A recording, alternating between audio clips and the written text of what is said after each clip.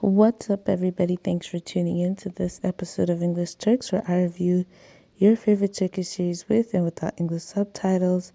And today we're talking about Sefirin Kizi, episode 30.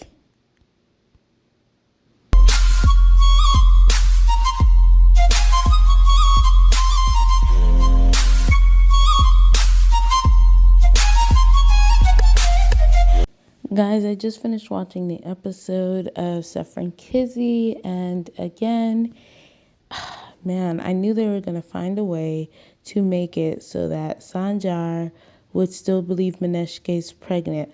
Obviously, if she fainted, doesn't he think he should just take her to the hospital to be safe? No one in that house is a doctor.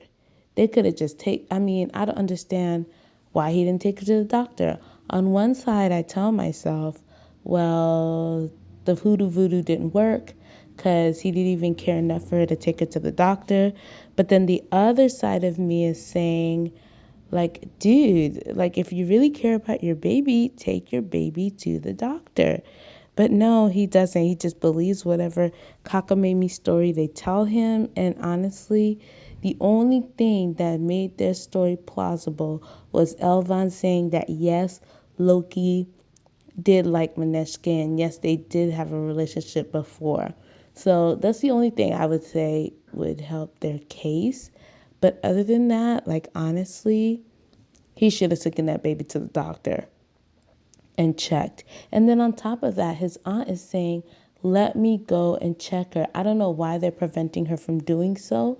They should just let her go and check her. Like, what's the big deal? What's the harm? You know, she literally fainted, and you don't even feel like, oh, you know what? Let me just take her to see her just so I can calm down her nerves.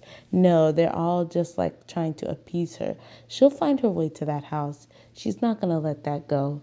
But I also want to talk about Sanjar's mother. She knew exactly what she was doing.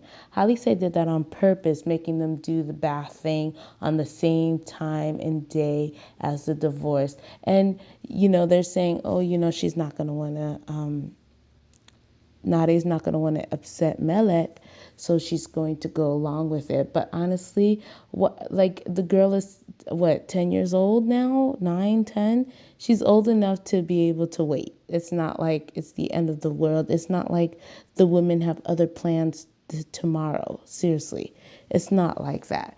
They could have easily said, you know what? This is important. We have to do this today. Let's wait, and we'll do whatever thing you want to do tomorrow. I mean, they all know the game she's playing. I don't know why everyone just, pretends like they don't know or don't want to say anything out loud. That's what makes people do stupid things. That's what makes people have control over others. That's why Halise can do what she wants, because she has that control over people. So I don't understand. And then also, they did this whole Turkish bath thing, and they didn't even have Zera there for it. So I don't understand the foolishness. So then that postpones the divorce, because now if Elvan gets divorced, she's no longer a quote unquote daughter-in-law. So then it'll be like difficult for her to be a part of all the occasions except for being on Nade's side of it, which I don't think is a legitimate excuse. But obviously, if she does divorce, then when Nade moves into the mansion, then she can't move into the mansion because they've already divorced.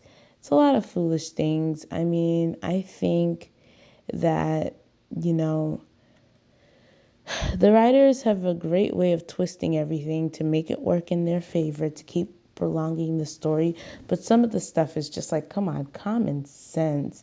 Like I said in the last podcast, I feel like it makes Nade and Sanjar look really stupid. That's what, to me, it looks like.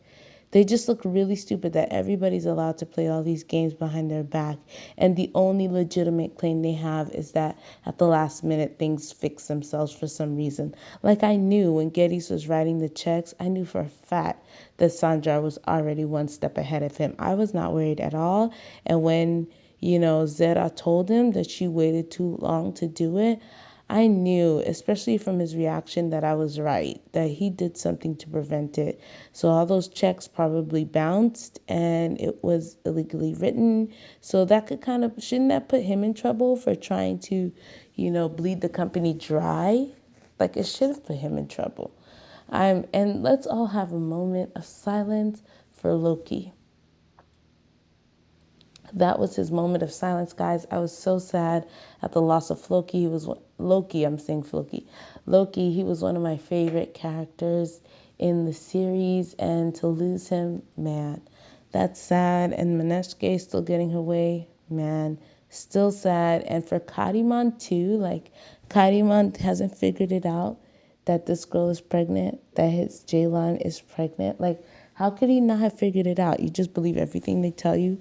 Come on. And then the fact that he doesn't tell he doesn't tell her that the all the inheritance is gonna go to Nare.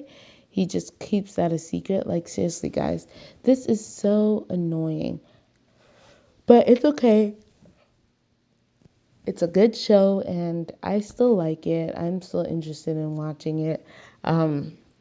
We'll see what happens in the next series episode because we still have to deal with Gady's mom getting all these flowers and stuff. We still have to deal with Yaya, who's an idiot.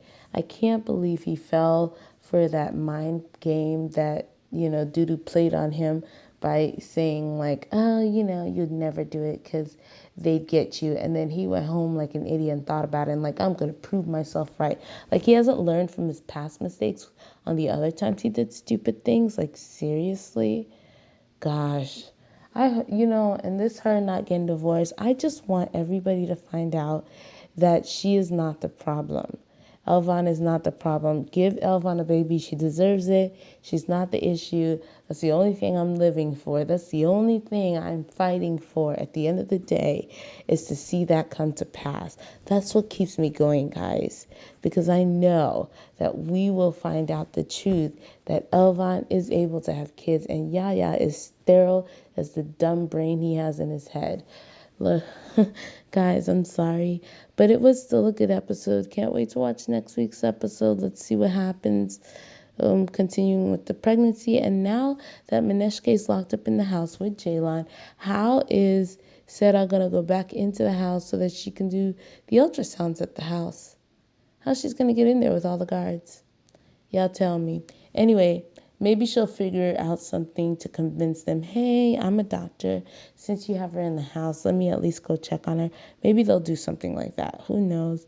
And then also one last thing, though I found very confusing is how from that slight conversation that Sanjar and Nade had in the kitchen, how did she get from that the address, the fact that it was the aunt he was talking about, the fact that it was her garden he was talking about, and her address? How did she find out all those things?